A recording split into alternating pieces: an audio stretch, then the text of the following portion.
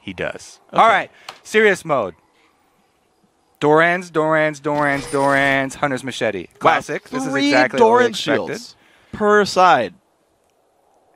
I normally don't see 3 Doran shields per side. Now, sometimes on Yasuo, when I'm feeling extremely confident, I do like to go Doran's Blade because the passive will proc with his Q as well. And And you can regen a lot of life with it pretty early on. But Doran's Shield is the better overall buy when you're being safe. Oh, wow, face check in, he's going down. Oh, he missed the Swamna getting knocked around. Flashes. Makata. Does he want to flash for it? Flashes, Yeah, gets it. 280 gold. Now, that's an interesting choice. Your flash cooldown for 280 gold. This early in the game, I take it every time because he's got a whole nother minute here before things even spawn. But a lot of the times, people have just been deciding to save summoners in the level 1 skirmishes because of the reduced gold amount for the first blood. This case, I really like to purchase, though. And he's going with the pink ward. Okay. Now, we look for the placement. I would place it in a defensive position because you're a lot less likely to get that one passed over quickly. Like, say, this bush right here behind red. Yeah. And it'll protect you for a very long time. Whereas the small bush in the river, I feel like everybody should have trained themselves by now to check that thing every time they walk by it. So I have to see where he places it and exactly how long this one will last. Let's see. So Meet Your Maker's actually already lurking around on the bottom side as well. I feel like Odwamna will zone himself out anyway, but without Flash, maybe they get some damage on him. The weird thing for me, like, even in the mid lane, with them both going Doran Shield, is the mechanics of Doran Shield is it blocks before armor. The Spirit Stone as well. Ku, interestingly enough, gets his blue buff. Okay, he's happy there. Learns Body Slam first. That is what you do with Jungle Gragas. You get Body Slam. DPS is higher. Interesting switch that we have here. Deciding to go and put their Renekton in the 2v1. Yeah. You know, both Renekton and Mundo, pretty good in 2v1 situations. And I guess they're just trying to get out of this Lucian lane. Maybe they're afraid of getting bullied early. Yeah, I guess kind of the guess here for me is that they're going to give Jinx... Well, the thing is, Jinx does have really, really good turret pushing. Remember, the same thing happened for C9E last game. They just put Jinx in 2v1. Yeah, so the switching up Jinx, you know, even though she's amazing at turret pushing, she's better than pretty much everybody else at early turret pushing. The top turret with that, you know, minus champion damage nowadays, it seems to sort of even out. Yeah. A lot of times we see them get the turrets around the same time. Yeah. If the top one is Jinx. So really all you're doing is like giving up Renekton's early phase where Renekton is such a giant bully against Mundo. And Mundo's basically going to have a similar lane phase where he's just sitting far back trying to CS here.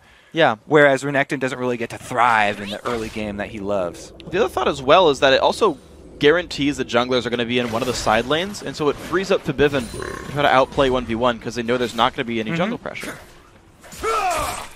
Now that could be, you know, they just have a lot of confidence in him. I would. But Yasuo is not like a pushover by any means. As we can see, he's already shoving him in. Ooh, the pull on Makata though. Decent damage. Flay comes by as well. 220 health left on him. That was nice. So if we talk about the junglers in 2v1 situation, Gragas, great wave clear. He's a bigger. Wow. Goes mid, body slam flash. Febiven's still taking a bunch of damage. One hit to go. Can he get it? Charu, level up. Gets him anyway, but whew. So nice. yeah, so he's no pushover. He can still kill you for this one. Nice hook into the minions too. The Meet Your Maker's already rotated the dual lane. These guys did not want the 2v1 to happen. Meet Your Maker's making the early swap to catch this lane.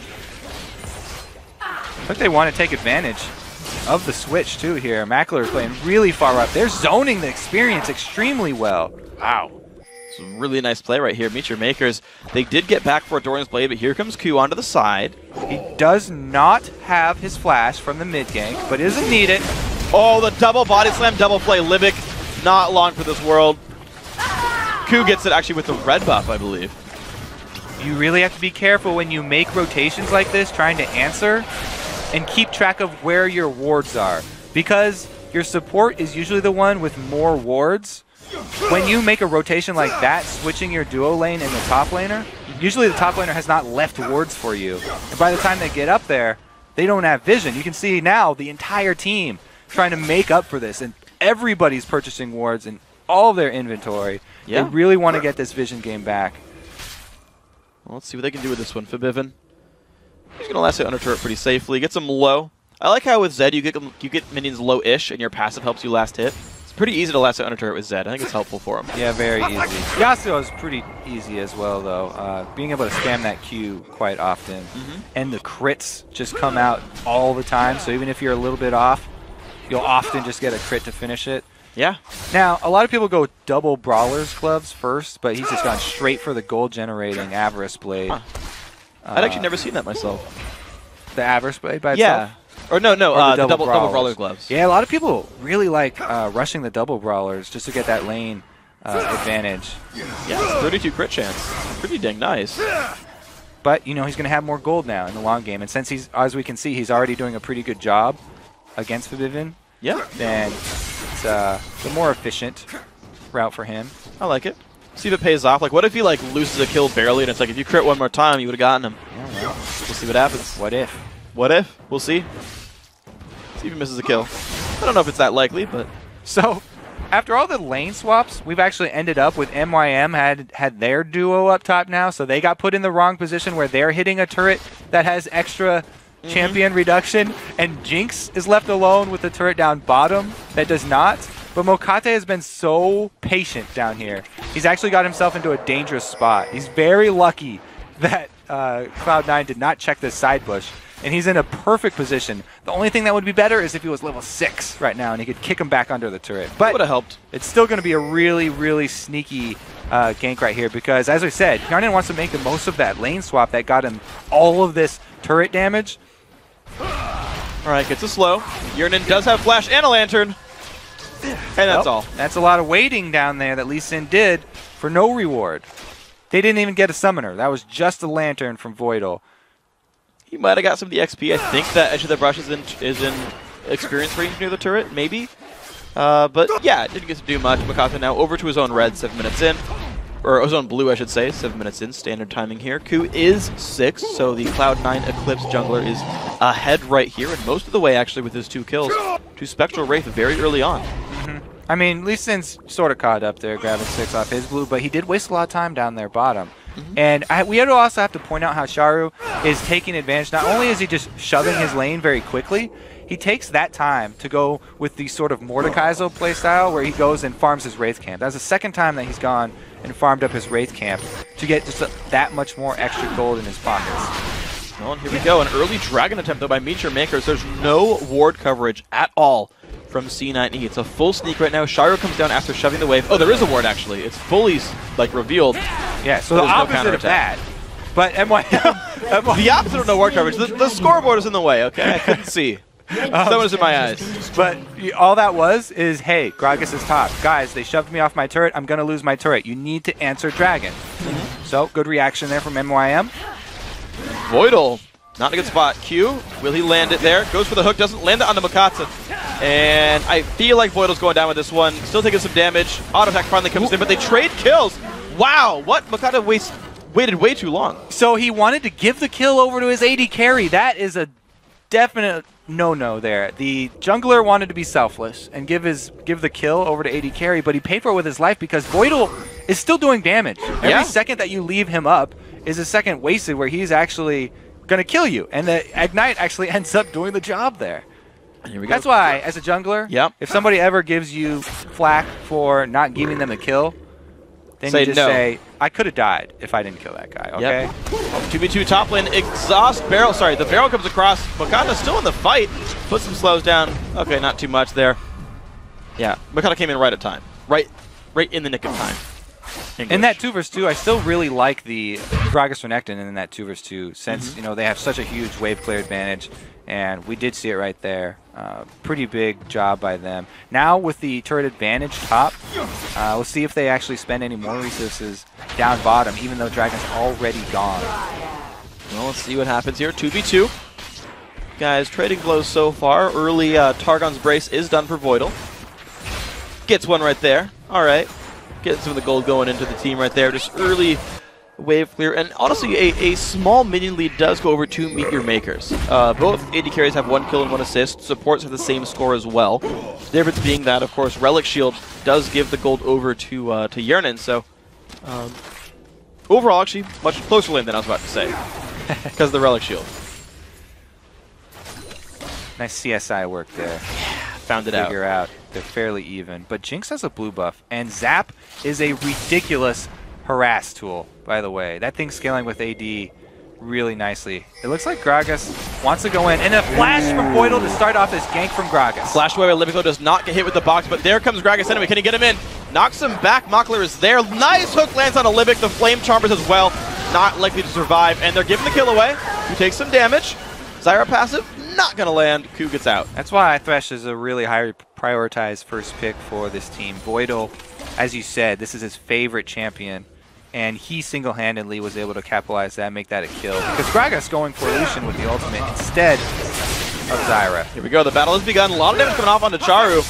Gets away with about 500 health, still running though. Has a knockup, lands it, goes back for the counterattack on the Vivian. Does he get the damage with the crit? He does! Charu wins it! Static Shiv making it happen. As soon as you get Static Shiv on Yasuo, your power goes through the... Alright, everybody be quiet. Oh, it's dead on! Oh! Oh! Again, the snipes! They should definitely get Jinx for him as often as possible. Those are just beautiful. That's the second one. He had one last game, too. Those were nice. Those are really nice. The blue buff steal also. Is that how he got it? Yeah, ulti killed blue buff. That's why Yernin got blue. Oh, yeah. He's definitely... does splash on the monsters. You have to hit a champion, but it will splash on the monsters. I got a Baron steal with that the other week, like 2 days ago. I felt so good about myself. This is not the time, Freak, to hear about your accolades. You know what? Look, I'm really... By the way, that Jarvan clip that I was talking to you about? Uh-huh. Was me. Nice. It's in the Jarvan spotlight, actually.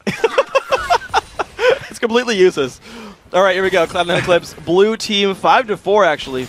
Got themselves a small lead now. 1,300 gold putting them ahead.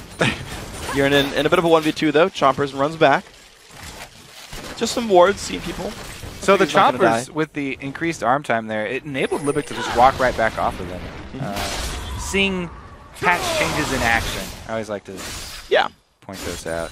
You know, Zed exists in the game now. He didn't before. Patch changes in action. Yeah, you got me. Yep. I deserved that one.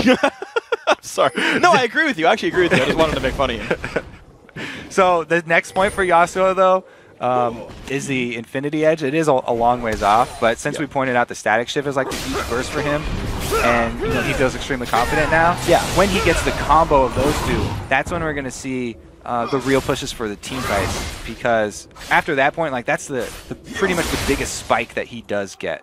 Yeah, it's going to be a fun one to look for. It has at least 70% crit right now, so he's going to have a lot of powerful lightning. Yeah, he's probably gone with the 5% crit runes, yeah, as almost all Yasuo's do. Well, here we go on the dive. Oh! Another juke. Kuban with double jukes right here, but the ult comes in there. Can't do Vivian that. wants this one. He's going to get him. Oh, you got the slow one to Vivian. Oh, my God! 18 health, chugged a health potion just in time. Ooh. Health potion survives the turret shots. So, just in time. Whenever you start fighting, if you can get yourself in the habit of chugging your health potion at the beginning of your fight, it's going to help your game so much. Because a lot of people, yes, they'll chug the health potion when they're low. But it heals over time. Knock up on a Voidal. Good kick from Lee Sin. The Q comes in, and goodbye, Voidal. Kata not even having to kick him. This time doesn't give the kill away to the AD carry. Ult comes across, looks on a Mockler. Oh, man. Whoa, health bars, he gets him! Oh, and the only reason he didn't go forward for the second kill is because he was scared of Zyra right there. That was almost a double from Yarnin. Flashing in to get off Lee Sin. And then the barrier was still up for that split second on Mackler. I feel like if he would have just had the confidence to run past Zyra, get around the root. Well, Q shows up, misses the flash, misses the Q. Everyone's juking his barrels, man. Q is he's having a hard time. Yasuo's going to make him pay for it. All right, good wall. Third Q's up. Gets one. Now the other one. Gets rooted. He doesn't get it. Yernin. Oh, it's going to be close. There Gets him. Double kill. Yernin 7-0-1. Good luck. The brain is getting fed right now. One more kill and he's legendary. Red team's turret has been This is going to be a very, very, very, very big problem for Red team's MRM turret late. has been destroyed. The Jinx is one of the Problem scariest now. late game AD carries. Yeah, it is a problem right now, actually. Let's be fair, It's already a problem. Stopped. But C9E now going for the dragon as well. Forbidden going to tank the aggro. Why the heck not? Forbidden takes that one down. Gold goes to the team. He even got the dragon kill. He's slaying everything. All right, so if you are a MYM fan, though, don't lose heart because you still have options. Jinx, an immobile AD carry, built full offense. She still can get killed just as easy as any of these other AD carries. A lot easier than most of them, actually. Yeah. So if Lee Sin, all that they have to do is kick someone into her or kick her with a classic insect style play, and then Charu can get right on her. Yasuo is pretty strong right now as well. He can make very quick work of AD carries in the end game. As long as they can get a knock-up down and Zyra's able to do a little bit of zone control, that's pretty much all they need. And taking out that Jinx threat early would put them back on even footing, because that's where a lot of the gold is here for Cloud9. And thinking of the other lanes, we haven't watched it very much, but Adwamna versus Kuban. Actually, Adwamna in the fight right here. Makata shows up, ulti comes off on the Sharu. Do they have the damage? Do some of them things. He is going to go down. Barrel does nothing from Ku, blocked by a wind wall, but the kill picked up there. Libic flashes over, looks for Yearnin. Do they have the damage? Here comes the shots in from Lucian. Do they have the pain they need? Good juking right there. Ulti gets dodged. They trade kills, though. Switches over to get a rocket shot for the range and exit to kill. Oh! He still hits? Still hits Are it. you kidding? Worth it. He's got like 100% hit rate on these things, even when he doesn't hit the target he's going for. Q takes a drink while rooted. Still looking for the chase. Libic.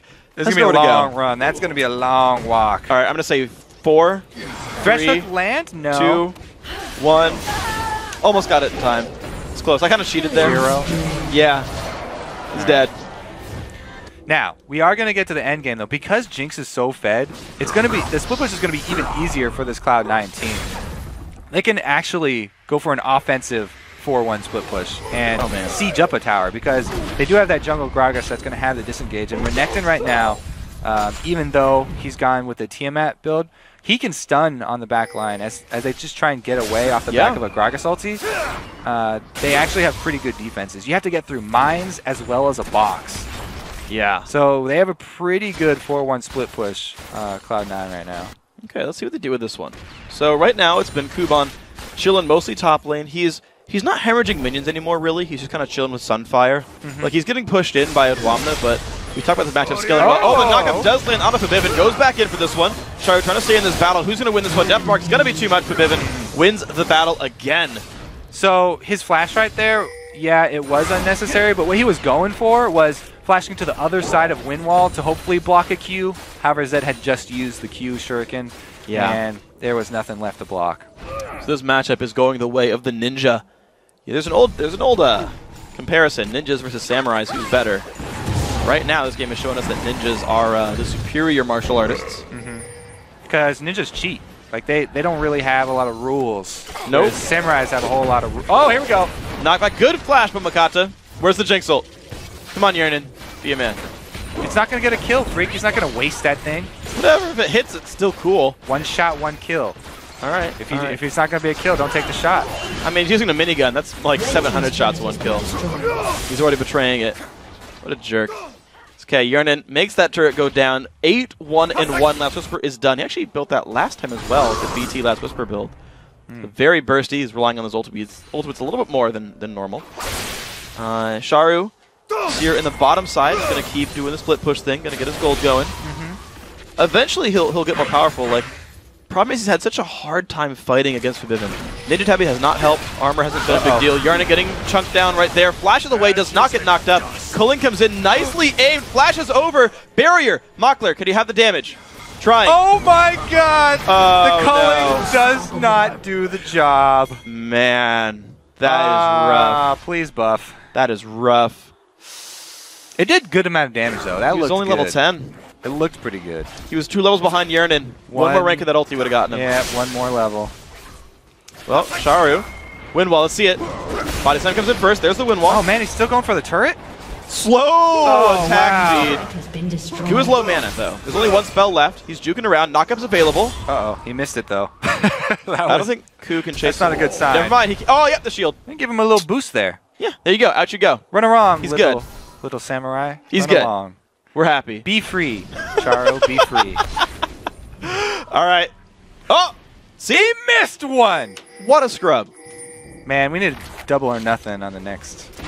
No, it's already lost. Yeah, I guess it is. I don't believe in lost. Yanon anymore. All right. He's going to end this game 8-11-2. I doubt it. It's a bold prediction there. I don't think I'm right on this one. Libic upgrading to that sweeper already. Oracle's it's helping him out, but the pink ward already in place, and he does not want to tango with Jinx. No. She is a bad dancer. He's Who no, would? he's no cutie pie. Nope. No, that'd be Kiwi Kid who would tango with Jinx. All right, yeah. Cutie kid. Yeah. All right. Vivian lying in wait. He wants a kill, but he might get himself into a poor position here. Ooh, the seed spots him. Out he goes with the shadow.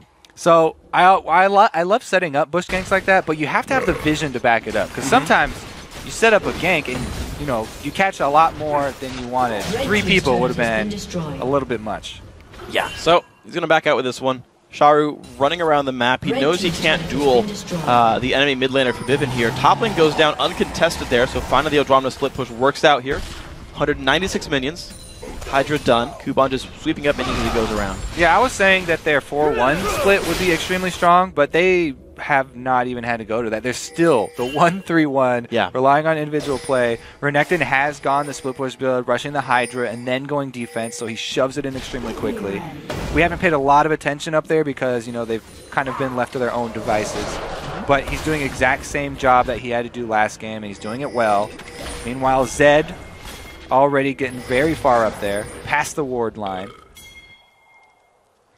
Let's see where they go with this one. So they're signaling him back, his own team. like, "Dog." Yellow team spamming onto Zed right now. He knows, like, when you get your assassin to that point, you feel so strong, you just want to go kill somebody.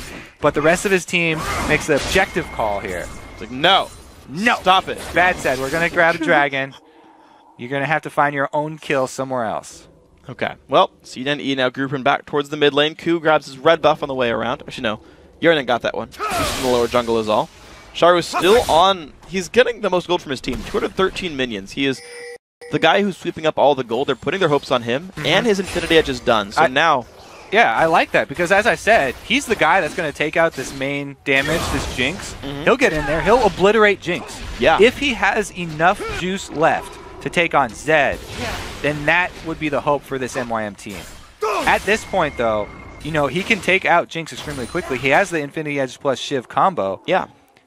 The only question is, will Zed have already killed Backler by that time? It's true. We'll see if he does. I feel like Shire really needs lifesteal soon. So that he can do all that damage and get his health high enough that he doesn't die to Deathmark. Yeah. I think it's a requirement for him. We'll see, I mean, he might be right. He might be able to kill Yurinen, but he won't be able to survive and get out of it without lifesteal. I don't think so. Yeah. The shield's nice. Right? He has more health than you think. Because by late game, it's like a 700-ish point shield. So we'll have 2,600 health to go through, but... Yeah, we'll and see. you get 2 of those because if you charge it up fully first just by walking around and then start your fight out, after it gets burned, you can ultimate to get it recharged for free again. It's true. You get another one, a lot more tanky than he appears to be. We'll see how much of a baller Sharu is if he can get another knockup, because he relies on himself, Lee Sin, and Zyra to set that up. So the timing might be difficult. We'll see what happens. Yeah. Here these guys go. Okay. Yeah, did we even mention the Zyra knockup in Champ Select? I don't think we did. Maybe. I'll just say that we did. We thought that one was common knowledge, unspoken. Yeah. Goes without saying. We're good with this one. Okay, so mid lane looks like a little bit of pressure here from these guys. Ku, I think it's interesting. So C9E, they're letting Ku run around and sweep the jungle. All those camps were dead until now. Yeah. And they're just holding the mid lane, letting him farm. You're right. I mean, this Cloud9 end game plan is very, very sort of greedy, I would even say. Yeah. Because, like I said, they could finish it out by doing the 4-1 split and forcing the end game, but instead they're farming not only every lane, but they're also farming the jungle. And that's kind of a big difference between experienced pro players and like just solo queue players is a lot of times the solo queue players just want to get super rich. They want to get extremely strong as I can possibly be. Whereas the experienced pro will always go to end the game immediately as soon as they can. Well, down goes Libic. He's having a rough time. 0-5-4. Picked up there by Odwamna. Helped by Q. Yearnin took a lot of damage from Baron. The team backed off.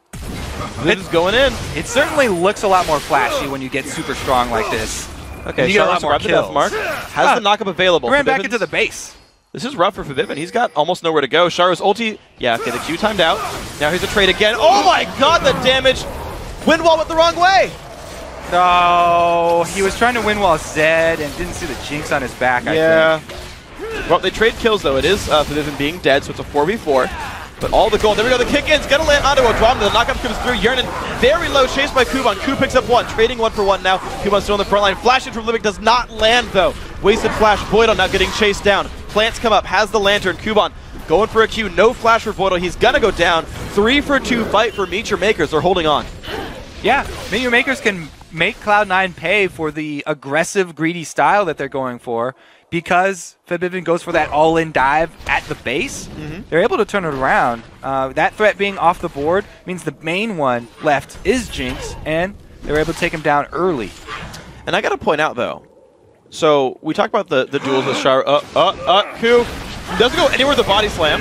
Kills it anyway. All planned. Wow, all right, that happened. Didn't even barrier. All he has is a death cap on top of the spirit of the Spectral Wraith, too. It's worth 80 AP. It's not like he's got even 2 main items here. Just blasted him. Man, some good stuff. No defensive barrier is still up. He did not expect that. No, he didn't. Mackler still has his barrier. He met his Mackler there. So, but I want to talk about the Char versus... I'll let it go. All right. It was good. Anyway, so Char versus Fabivin. It took Charu's flash last time, but he won the duel 1v1. Straight up won the duel. Yeah. Now has a Last Whisper on top of that. So Charu's getting bigger over time. Makati now getting jumped on. Does Fabivin have the damage? He jumps into the Baron pit a little early and goes down. That's an easy pick up there. So C9E gets Baron and a kill. It's looking good for them. Yeah, you could say that. It's looking pretty good. It's looking all right. Now, we'll have to keep our eyeballs on that Jinx and see if Charo can get his job done into the back line and assassinate him. Meanwhile, you know, who's going to be able to take out Fabivin while Charo is concentrated on Jinx? That's going to be a bit rough. I feel like if, so ideally, right, if I'm MYM, I'm like, I kill Fabivin, and I hope that Windwall stops Yearnin for long enough that we can zone clean him out instead. Yeah, because you let Kuban run into him, right? Yeah. And unless you get the first kill, she's not excited. Yeah, but her flash is down. But then are you going to use your Windwall for Gragas ulti? Like, there's so many things you want to Windwall. You could use it just to zone Jinx, but I feel like blocking the Gragas ult would be key for the team fight.